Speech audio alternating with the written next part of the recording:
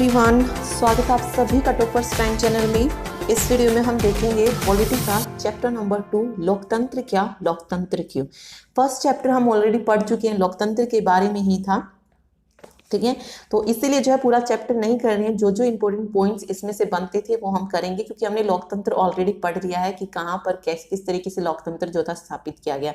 Okay, तो उसी से रिलेटेड कुछ इंपॉर्टेंट क्वेश्चंस जो भी बनते हैं वो देखेंगे और पॉइंट्स देखेंगे, ठीक है। तो चलिए शुरू करते हैं। सबसे पहले लोकतंत्र को इंग्लिश में कहा जाता है डेमोक्रेसी, और ये किस शब्द से आया है सबसे पहले तो यही इंपॉर्टेंट बनता है, क्योंकि एचएससी जिस तरीके के क्वेश्चन पूछ रही है तो वहां पर जो है एक भी चीज आप छोड़िए मत कि ये सोच दे कि नहीं ऐसे कौन पूछेगा कि ये किस शब्द से आया है। तो कुछ भी पूछ सकती है, और आपने देखा भी होगा, मैंने क्वेश्चन बताए भी थे आपको कि ये पूछा गया है, किस तरीके के क्वेश्चन जो है उन्होंने कहाँ से बीच से, बिल्कुल लेसन के बीच से क्वेश्चंस को कैसे उठाया था। ओके, तो कुछ भी छोड़ना नहीं है। तो देखिए, डेमोक्रेसी, लोकतंत्र आया है यूनानी शब्द डेमोक्रेशिया से। यूनानी में डेमोस का क्या अर्थ होता है? डेमोस का अर्थ होता है लोग, और क्रेशिया का अर्थ होता है शासन, मीन्स लोगों का शासन। तो इस तरीके से डेमोक्रेसी अर्थात लोकतंत्र का अर्थ हो गया लोगों का शासन। क्वेश्चन पूछेंगे लोकतंत्र का अर्थ क्या है, तो लोगों का शासन है, ठीक है।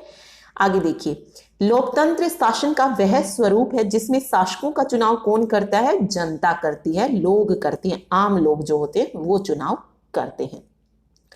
लोकतंत्र ऐसी सरकार है जो लोगों की हो, लोगों के लिए हो और लोगों द्वारा बनाई गई हो। बहुत बार ये क्वेश्चन पूछा जा चुका है, ये किसने कहा था? तो ये अब्राहम लिंकन के वर्ड थे, ठीक है। क्या थे? लोकतंत्र ऐसी सरकार है जो लोगों की हो, लोगों के लिए हो और लोगों के द्वारा बनाई गई हो, ठीक है। लोकतंत्र जो होता है ये निष्पक्ष और स्वतंत्र चुनावों पर आधारित होता है। लोकतंत्र में हर वयस्क नागरिक का एक वोट होता है। लोकतांत्रिक सरकार संवैधानिक कानूनों और नागरिक अधिकारों के आधार पर ही काम करती है। चीन की संसद को राष्ट्रीय जनसंसद कहा जाता है। इंपॉर्टेंट क्वेश्चन पूछ सकते हैं, चीन की संसद को क्या कहते हैं? राष्ट्रीय जनसंसद कहा जाता है, और इस संसद को देश का राष्ट्रपति नियुक्त करने का हक है। ये भी पूछ सकते हैं कि चीन में किसे देश का राष्ट्रपति नियुक्त करने का हक है? तो ये किसके पास है? राष्ट्रीय जनसंसद के पास है, ठीक है। चुनाव लड़ने से पहले सभी उम्मीदवारों को चीनी कम्युनिस्ट दल से मंजूरी लेनी होती है, ठीक है। कोई भी अगर चुनाव लड़ता है चीन में तो उसे सबसे पहले चीनी कम्युनिस्ट दल से मंजूरी लेनी पड़ती है, और सरकार सदैव जो है ये कम्युनिस्ट पार्टी की ही बनती है, ठीक है। तो चीन में सरकार किसकी बनती है? हमेशा कम्युनिस्ट पार्टी की बनती है। पाकिस्तान में जनरल परवेज मुशर्रफ ने अक्टूबर 1999 में सैनिक तख्तापलट की अगुवाई की थी। इंपॉर्टेंट है, पाकिस्तान में पहली बार जो था सैनिक तख्तापलट कब किया गया था? तो 1999 में। किसके द्वारा? जनरल परवेज मुशर्रफ के द्वारा, ठीक है। चलिए क्वेश्चंस देखते हैं।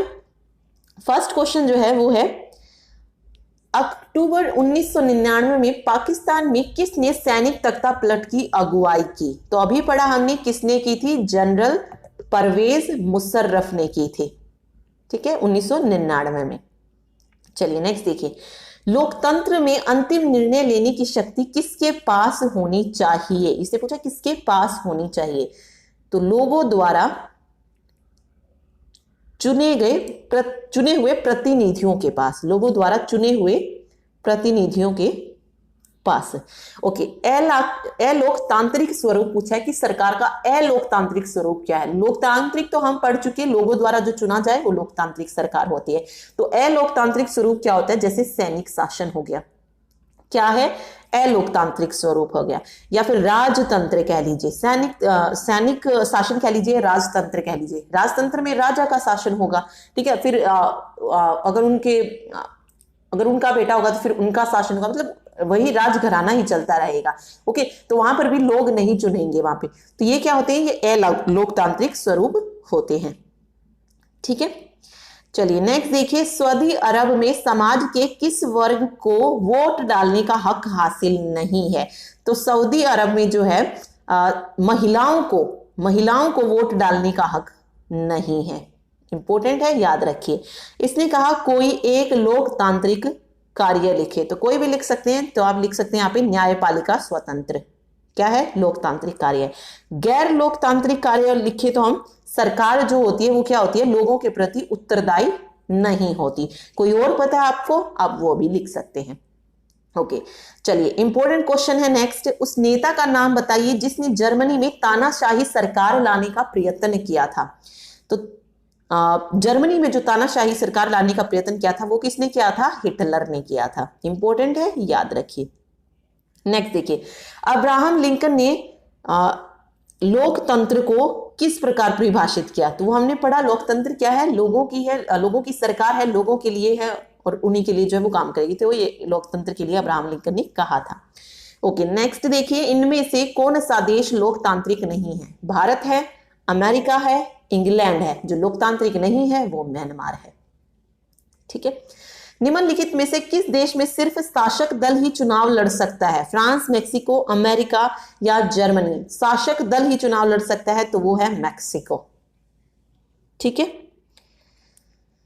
चलिए नेक्स्ट क्वेश्चन देखें। क्या नेपाल 2005 तक एक लोकतांत्रिक देश था। अपने मत के पक्ष में दलील दीजिए। देखिए 2005 तक अगर हम बात करें नेपाल के बारे में, तो नेपाल में जो है लोगों के द्वारा चुनी हुई सरकार नहीं थी। तो क्या कह सकते, नहीं, नेपाल जो था 2005 तक एक लोकतांत्रिक देश नहीं था। ओके, क्यों, क्योंकि नेपाल में किसका शासन होता था, पहले राजा का होता था, और राजघराने में पैदा होने के कारण ही जो है वो शासक बनता था, लोगों द्वारा नहीं चुना जाता था। तो हम लोकतांत्रिक देश उसे नहीं कह सकते हैं। वो कैसा था, ए लोकतांत्रिक देश था 2005 तक। ठीक है, फिर बात आती है क्या म्यांमार एक लोकतांत्रिक देश है। तो अभी पढ़ा हमने, म्यांमार में भी क्या है, एक लोकतांत्रिक देश नहीं है। वहां पर क्या है, वहां पर सैनिक शासन है। नेपाल में क्या था, राजतंत्र था, राजा का बेटा ही बन रहा था। लेकिन म्यांमार में क्या है, म्यांमार में है सैनिक शासन। शासन के फैसलों में लोगों की कोई भागीदारी नहीं होती, और जो कोई भी सैनिक अधिकारियों के विरुद्ध बोलता है उसे क्या कर दिया जाता था, जेल में डाल दिया जाता है। ठीक है, फिर बात आती है सऊदी अरब की। क्या सऊदी अरब एक लोकतांत्रिक देश है, तो नहीं, सऊदी अरब भी जो है लोकतांत्रिक नहीं है। यहां पर भी क्या है, राज परिवार में जन्म लेने के कारण जो है ये हक पाया जाता है। और इसके अलावा क्या है, मतलब सऊदी अरब में क्या है, राजतंत्र है। और यहाँ पे एक और हमने पढ़ा था, महिलाओं को वोट का अधिकार नहीं है।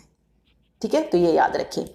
फिर नेक्स्ट आता है, क्या चीन एक लोकतांत्रिक देश है। तो बिल्कुल नहीं, चीन भी एक लोकतांत्रिक देश नहीं है।